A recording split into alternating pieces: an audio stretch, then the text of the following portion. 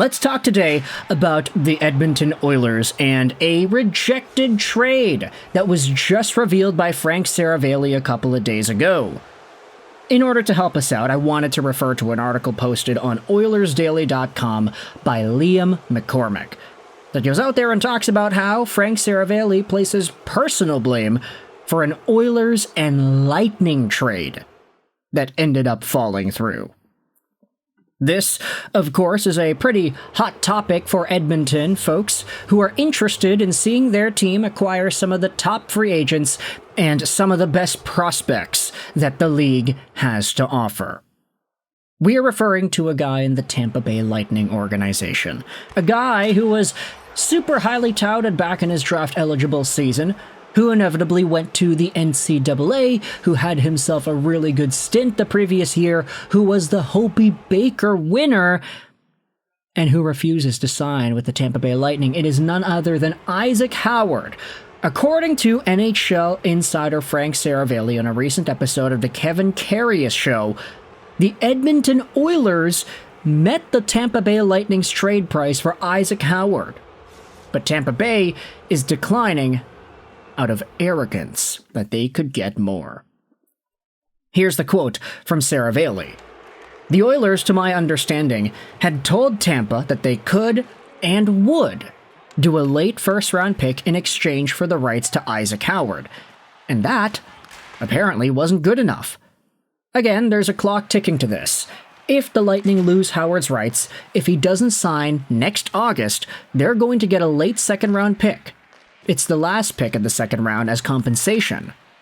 So if you're Julien Brisebois, you want to do a lot better than that, right? And I don't know why. A late first, because that's what Howard was to begin with. Doesn't just square you off and make you whole. But it seems like the arrogance of the Tampa Bay Lightning are what's gotten in the way with this player.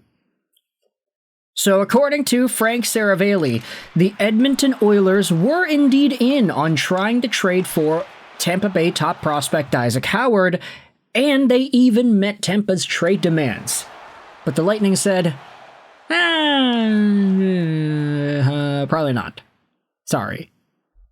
Isaac Howard, by the way, was drafted 31st overall by Tampa in the 2022 NHL Entry Draft, 5'11", 190 pounds, so Frank Seravalli's kind of right here. Isaac Howard was a 31st overall pick. The Oilers are probably going to be good enough to continue drafting in, let's just say, the 28, 29, 31, 32 range over the next few years, assuming they keep on making the Final Four and inevitably Stanley Cup Finals. Even if they don't, they'll still be a team that's sort of in that middle range of the first round. If the Tampa Bay Lightning are getting a little stingy here, they have a price, the Oilers met it, and then they're just saying, oh no, sorry, we actually want more than that. Frank is, maybe kind of right, going out there and saying, oh, arrogance. Tampa Bay, there's an arrogance there, and maybe, in a way, you can say that that is part of the reason why Isaac Howard wants out in the first place. No? He's a top prospect, first-round guy, Hobey Baker winner. This previous season with Michigan State University, he had 52 points in 37 games played. I mean, he's a stud, this Isaac Howard is. Not to mention the buzzsaw-like qualities, the skill, he plays with a lot of pace. This is a very versatile, all-around skilled hockey player. And I'm just sitting here thinking, man, if he doesn't see a path to becoming an NHL contributor with the Tampa Bay Lightning, he thinks there are too many roadblocks there, maybe he's just not really vibing with the plan that they have for him. I do kind of wonder, you know? I'm not saying necessarily that Tampa Bay is a lot better than Edmonton, but I do think they have more depth. And I do think the Oilers are in a spot where anybody who is in that lineup gets utilized, and most players are probably comfortable with where it is they are in the lineup. Like, it doesn't seem like Vasily Podkolzin, of all people, is disappointed with his deployment and his spot.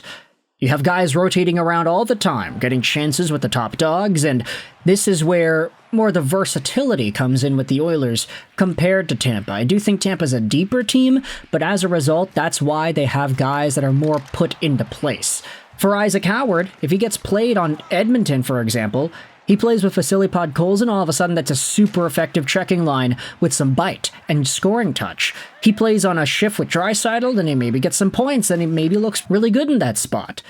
Isaac Howard probably does have a better shot, a more versatile opportunity at having a significant NHL impact sooner if he plays with the Edmonton Oilers versus the Tampa Bay Lightning. And I'm not saying that Isaac Howard has a say in any of this. Absolutely not. That's not how these sort of things work. But if it is true that he does want out and the Tampa Bay Lightning are interested in moving on from his services, then this is where we have to start thinking about whether or not the Lightning are biting off more than they can chew. If they are biting the hand that feeds them. If they had a 31st overall guy who inevitably won the Hobey Baker and they're getting the chance to get, let's just say, another 31st overall pick in exchange for him. I mean, I can understand the philosophy where it's like, okay, if another team ended up asking for this player, maybe they'll offer us a pick that's projected 25th overall rather than 31st, like Edmonton is going to give us. So let's hold out for that. But what if that doesn't happen? What if Isaac Howard doesn't demand that sort of a return around the NHL market? Don't get me wrong, I think he will, but I feel like if Tampa is really interested in giving Isaac Howard a chance to be his own player and his own star, I think giving him that opportunity in Edmonton would be pretty good for the player too. Although, I understand, you don't owe anything to a prospect that you drafted that doesn't want to play for you. I can understand if Tampa is like, yeah, screw that guy. Why would we want to go out there and give him a good opportunity? Let's wait till some bottom feeder NHL team asks for Howard and gives us a 15th overall pick, and then we'll send him over there. Seravalli labels it as ignorance. I want you to let me know your thoughts in the comment section below. How do you feel about the whole situation? It is a bet that I guess the Lightning are willing to take, because the worst case scenario is next year, no team goes out there and gives a price that they're okay with, and then they lose him out for just a measly old late second round compensatory draft pick. So I guess it's a bet worth taking if you're confident that this player will demand some sort of a market. But I also do think, why would an NHL team go out there and waste an asset if they know that he's going to go to free agency anyway? If you're confident you have a pitch that will make him want to sign, then just wait it out, like a hyena, just in the shadows, looking at a limping dog on the way back home. This is a chance for a team to really put their money where their mouth is and try to entice him in free agency. The ultimate get-him-for-nothing type of move. If you want to make the trade and risk having him walk out on your team in the same way like Adam Fox did on a bunch of teams before he went over to New York, for example, then maybe that is your prerogative too. You want to try it. If it doesn't work, then you lose out on a first or something like that. You just have to make sure that Isaac Howard would be interested in signing with you if you wanted to go out there and commit the assets to make that trade. And from that angle, it becomes a lot more risky for these teams to trade for him.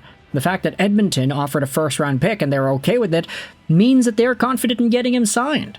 But after all that risk assessment, and after evaluating all the hurdles to get by these obstacles, all of that was for naught because Tampa Bay said no. Arrogance? I don't know. Let me know your thoughts in the comment section below. I hope you enjoyed this video. And bye.